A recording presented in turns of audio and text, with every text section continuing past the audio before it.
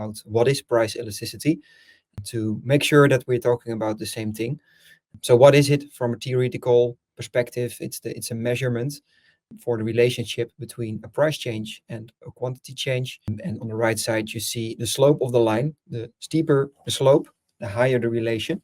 And most often it's negative. So the higher the price, the less you sell.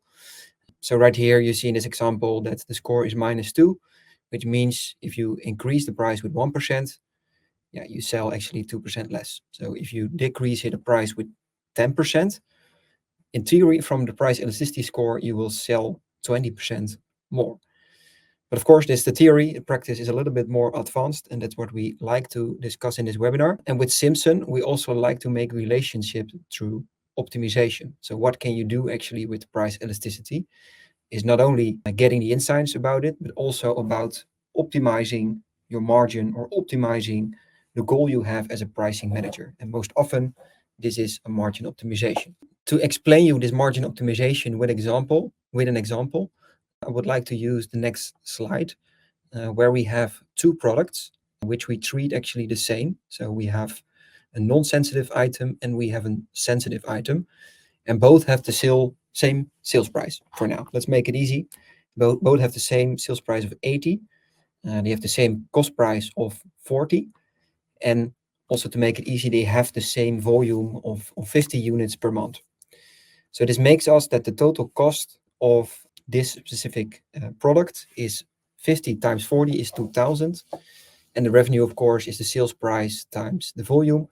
That makes 80 times 50 is 4,000. The profit is, of course, 4,000 minus 2,000. So it's 2,000 for each product, which makes 4,000 as a total profit for these two products if you treat them the same without respecting the elasticity scores. I hope you're still with me, but this is like a normal economical business situation where you sell products without optimizing them on elasticity. Now, if we get the insights of how elastic this specific product is, we see that the sensitive item has an elasticity score of -3, which actually means that if we change here the price, so we give the sensitive items a 1% discount, we should sell 3% more.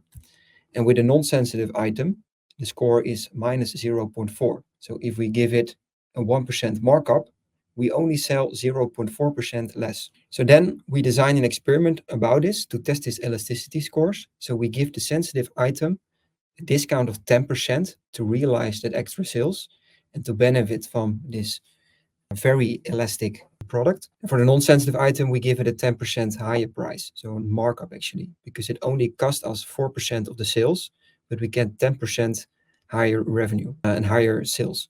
So giving these insights, we can actually calculate, of course, the new price, which is 72 now, because it's 10% lower for the sensitive item.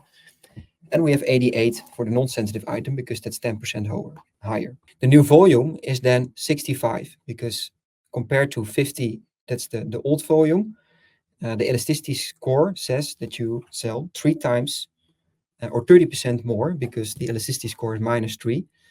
And the price change is times 10, so you sell 30% more. And for the non-sensitive items, it's only 4%. So the difference between the old volume and the new volume is 50 versus 38 is only 4%. So what gives us the new revenue, which is actually the volume. The new volume is 65 times the new price, 72 times 65, gives us the total revenue now of 4,680.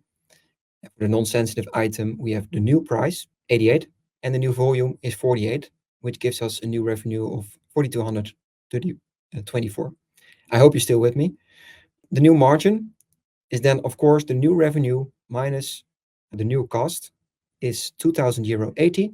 So it's new revenue minus new cost. And also for the non-sensitive, it's 2,304. This is, of course, the new revenue minus the new cost, which gives us the total new margin of almost 4,400 euros per month, which is an increase of 9.6% in total when you are applying price elasticity and also optimizing them based upon this elasticity scores. I hope you're still with me. I try to explain it one by one, but I think, yeah, it's the conclusion you can draw from this example is that's really hard to do this with Excel or with your calculator to come to such an optimization.